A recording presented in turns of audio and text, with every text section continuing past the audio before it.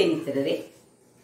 ಇಂದು ನಾವು ಹೆಸರು ಬೇಳೆಯನ್ನು ಉಪಯೋಗಿಸಿ ಉಪ್ಪಿಟ್ಟನ್ನು ಮಾಡುವ ಬಹಳ ರುಚಿಕರವಾದ ಹಾಗೂ ಆರೋಗ್ಯದಾಯಕವಾದ ಈ ಉಪ್ಪಿಟ್ಟು ಸಣ್ಣ ಮಕ್ಕಳಿಂದ ಹಿಡಿದು ಹಿರಿಯ ವೃದ್ಧರವರೆಗೂ ಬಹಳ ಉತ್ತಮ ಅಂತ ನನ್ನ ಭಾವನೆ. ಯಾಕೆ ಹೇಳಿದ್ರೆ ತುಂಬ ಸಾಫ್ಟ್ ಆಗಿ ಬರುವಂತಹ ಈ ಉಪ್ಪಿಟ್ಟನ್ನು ಈ ಉಪ್ಪಿಟ್ಟಿನ ತರದಲ್ಲಿ ಮಾಡಿ, ಬಟ್ ಅದಕ್ಕೆ ಸ್ವಲ್ಪ ಒಂದು ಟ್ವಿಸ್ಟ್ ಕೊಟ್ಟು ಮಾಡುವಂತಹದ್ದು ಬಹಳ ಚೆನ್ನಾಗಿರುತ್ತದೆ.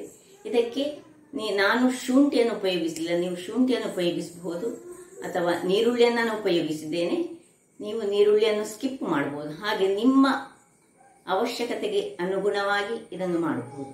ಹಾಗಾದರೆ ಈ ಹೆಸರುಬೇಳೆ ಉಪ್ಪಿಟ್ಟನ್ನು ಹೇಗೆ ಮಾಡುವುದು, ಅದಕ್ಕೆ ಏನೆಲ್ಲ ಸಾಮಗ್ರಿಗಳು ಬೇಕೆಂದು ನೋಡೋಣಲ್ಲವೇ ಮಿತ್ರರೇ. ಇವತ್ತು ಆರೋಗ್ಯಕರವಾದ ಹೆಸರುಬೇಳೆ ಉಪ್ಪಿಟ್ಟನ್ನು ಮಾಡುವ ಬೇಕಾಗುವ ಸಾಮಗ್ರಿಗಳು ನೋಡಿ. ಹೆಸರುಬೇಳೆ ಒಂದು 100 ಗ್ರಾಮ್ಸ್ನಷ್ಟು ತೆಗೆದುಕೊಂಡಿದ್ದೇನೆ ನಾನು. ಮತ್ತೆ ಒಂದು 50 ಗ್ರಾಮ್ಸ್ನಷ್ಟು ರವೆ ತೆಗೆದುಕೊಂಡಿದ್ದೇನೆ. ಸ್ವಲ್ಪ ಫ್ರೆಶ್ ತೆಂಗಿನ ತುರಿ, ಒಂದು ಇದರಲ್ಲಿ ಸ್ವಲ್ಪ ಅರ್ಧಕ್ಕಿಂತ ಸ್ವಲ್ಪ ಲಿಂಬೆ ರಸ ಸಾಕು. ಮೆಣಸು ನಿಮ್ಮ ಖಾರಕ್ಕೆ ತಕ್ಕಷ್ಟು, ಸಾಸಿವೆ 1 ಚಮಚ, ಉದ್ದಿನಬೇಳೆ, ಕರಿಬೇವಿನ ಸೊಪ್ಪು ಮತ್ತು ಕೊತ್ತಂಬರಿ ಸೊಪ್ಪು. ಹಾಗಾದರೆ ಮೊದಲಿಗೆ ಒಂದು ಬಾಣಲೆಯನ್ನಿಟ್ಟು ಈ ಒಂದು 50 ಗ್ರಾಮ್ಸ್ನಷ್ಟು ರವೆಯನ್ನು ಹುರಿಯೋಣ. ಜಸ್ಟ್ ಒಂದು ಹುರಿಯುವ ಸಾಕು, ಇಷ್ಟು ಹುರಿದ್ರೆ ಸಾಕು ವೀಕ್ಷಕರೇ.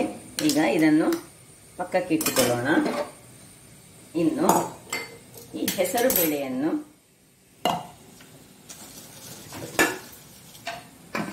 ಒಂದು ಕುಕ್ಕರ್ನಲ್ಲಿ ಅಥವಾ ಕಾಲಿಸ ಬೇಯಿಸಬಹುದು ನೀವು. ನೋಡಿ, ಚೆನ್ನಾಗಿ ತೊಳೆದಿಟ್ಟುಕೊಂಡಿದ್ದೇನೆ. ಇದನ್ನು ಇದರಲ್ಲಿ ಹಾಕ್ಕೊಂಡು ಸ್ವಲ್ಪ ನೀರನ್ನು, ಅಂದರೆ ತುಂಬ ನೀರು ಬೇಡ, ಸ್ವಲ್ಪ ನೀರನ್ನು ಹಾಕಿ ಇದು ಮುಳುಗುವಷ್ಟು ನೀರನ್ನು ಹಾಕೊಳ್ಳೋಣ. ನೋಡಿ, ಇಷ್ಟು ಒಂದು ಸಾಧಾರಣ ಎಷ್ಟು ಹೆಸರು ಬೇಳೆ ಉಂಟು ಅದರದ್ದು 3 ಪಟ್ಟಿನಷ್ಟು ನೀರನ್ನು ಹಾಕೊಳ್ಬೇಕು ನಾವು. 100 ಗ್ರಾಮ್ಸ್ ನಾನು ಹೆಸರು ಬೇಳೆ ತೆಗೆದುಕೊಂಡ್ರೆ 300 ಗ್ರಾಮ್ಸ್ನಷ್ಟು ನೀರನ್ನು ಹಾಕಿ ಈಗ ಇದು ತುಂಬ ಬೇಯಬಾರ್ದು. ಒಂದು ವಿಜಿಲ್ ಬರುವ ಮೊದಲೇ ಆಫ್ ಮಾಡಿಕೊಂಡು ನಾವು ತೆಗೆದುಕೊಳ್ಳೋಣ. ವಿಜಿಲ್ ಇರ್ತೇನೆ ನಾನು, ಒಂದು ವಿಜಿಲ್ ಬರುವ ಮೊದಲೇ ನಾವು ಅದನ್ನು ತೆಗೆದುಕೊಳ್ತೀವಿ. ವೀಕ್ಷಕರೇ ನೋಡಿ, 3/4 ವರ್ಷ ಬೆಂದದನ್ನು ನಾನು ಹೀಗೆ ನೀರನ್ನು ಇದರಲ್ಲಿ ತೆಗೆದಿಟ್ಟುಕೊಂಡಿದ್ದೇನೆ. ಈ ನೀರಿದು ಯೂಸ್ ಉಂಟು ನಮಗೆ. ಮತ್ತೆ ಇದನ್ನು ಹೀಗೆ ಪಕ್ಕಕ್ಕೆ ಇಟ್ಟುಕೊಳ್ಳೋಣ. ಇನ್ನು ಇಲ್ಲಿ ಒಂದು ಬಾಣಲೆಯನ್ನು ಇಟ್ಟು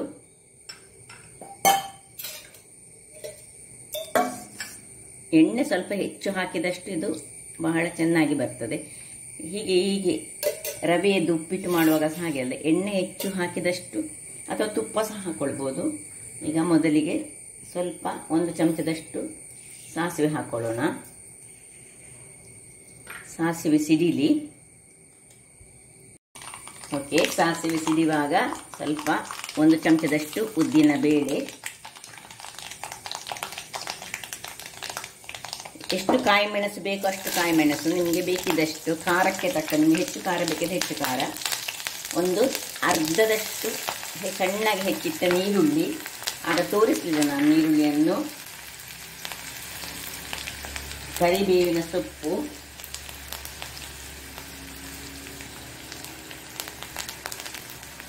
ತೆಂಗಿನ ಎಣ್ಣೆಯಲ್ಲಿ ಒಗ್ಗರಣೆ ಕೊಡುವಾಗ ಅದು ಬಹಳ ಚೆನ್ನಾಗಿ ಪರಿಮಳ ಬರ್ತದೆ, ಬಹಳ ಪರಿಮಳ. ಅದರೊಟ್ಟಿಗೆ ನೀರುಳ್ಳಿ ಬೀಳುವಾಗ ನೋಡಿ.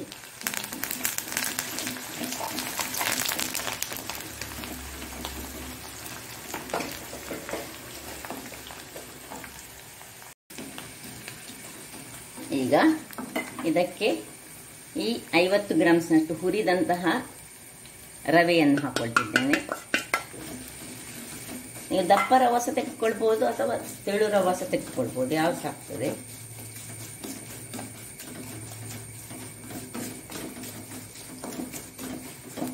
ಇದರಲ್ಲಿ ಸ್ವಲ್ಪ ಹುರಿಯೋಣ ವೀಕ್ಷಕರೇ. ಇಷ್ಟಾಗುವಾಗ ನೋಡಿ, ಇಲ್ಲಿ ನಾನು ಬಿಸಿ ನೀರನ್ನು ಇಲ್ಲಿ ಇಟ್ಟುಕೊಂಡಿದ್ದೇನೆ. ಬಿಸಿಯಾಗಿದೆ ನೀರು. ಇದರಲ್ಲಿ ಎಷ್ಟು ನಾವು ರವೆ ತೆಗೆದುಕೊಂಡಿದ್ದೇವೆ ಅದರದ್ದು 3 ಪಟ್ಟಿನಷ್ಟು ನೀರನ್ನು ನಾವು ಹಾಕೊಳ್ತಿದ್ದೇವೆ ಈಗ.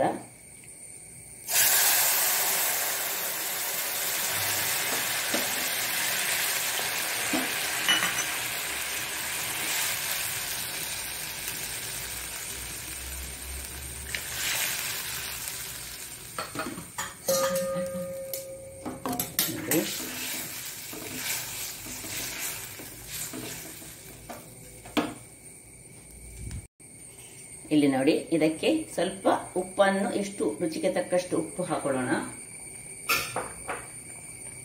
ಇನ್ನು ತೆಂಗಿನ ತುರಿ,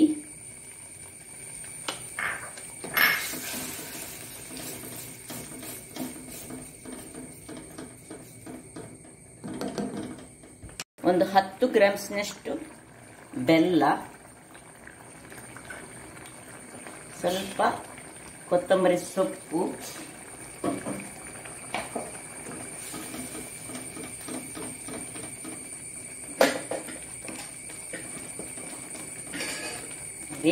ಇನ್ನು ಈ ಒಂದು ಗಾಳಿಸಿಟ್ಟಂತಹ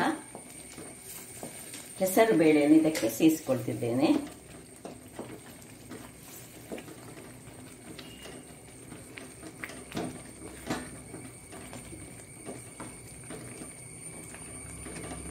ಒಂದು 5 ನಿಮಿಷ ಇದರ ನೀರು ಆರಲಿಕ್ಕೆ ಬಿಟ್ಕೊಳ್ಳೋಣ.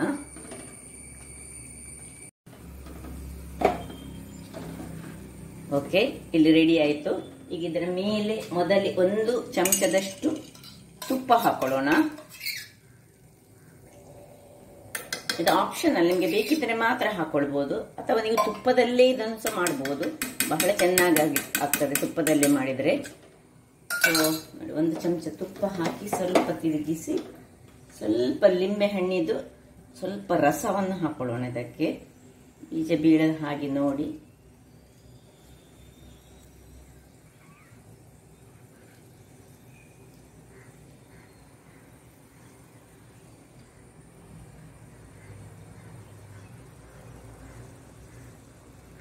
ಸ್ವಲ್ಪ ತಿರುಗಿಸಿಕೊಳ್ಳೋಣ. ರುಚಿಯಾದ ಹಾಗೂ ಹೆಲ್ದಿಯಾದ, ಇದನ್ನು ಮಕ್ಕಳಿಗೆ ಸಹ ಕೊಡ್ಬೋದು. ಒಂದೊಮ್ಮೆ ಕಿಚಡಿ ಹಾಗೆ ಸಹ ಆಗ್ತದೆ ಇದು. ಬಟ್ ಅಕ್ಕಿ ಇಲ್ಲ, ಕಿಚಡಿಗೆ ಹೆಚ್ಚಾಗಿ ನಾವು ಅಕ್ಕಿಯನ್ನು ಯೂಸ್ ಮಾಡ್ತೇವೆ. ನೋಡಿ, ಈಗ ಸರ್ವಿಂಗ್ ಟೈಮ್ ಆಫ್ ಮಾಡಿಕೊಳ್ತಿದ್ದೇನೆ. ಒಂದು ಬೌಲಿಗೆ ಹಾಕಿ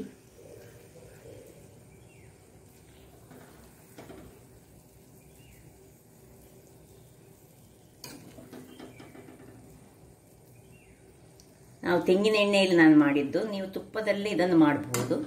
ನೋಡಿ, ಇಲ್ಲಿ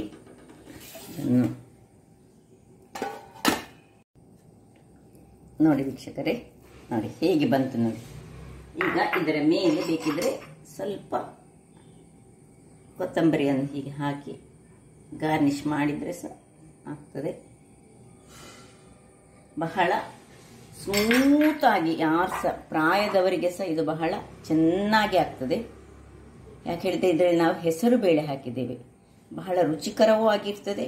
ನಿಮಗೆ ಗೊತ್ತಿದ್ದಾಗ ಹೆಸರು ಬೇಳೆ ಆರೋಗ್ಯಕ್ಕೆ ಬಹಳ ಉತ್ತಮವು. ಮಕ್ಕಳಿಗೆ ಸಹ ಆಗ್ತದೆ, ದೊಡ್ಡವರಿಗೆ ಸಹ ಆಗ್ತದೆ. ತುಂಬ ಪ್ರೋಟೀನ್ನಿಂದ ಕೂಡಿದಂತಹದ್ದು.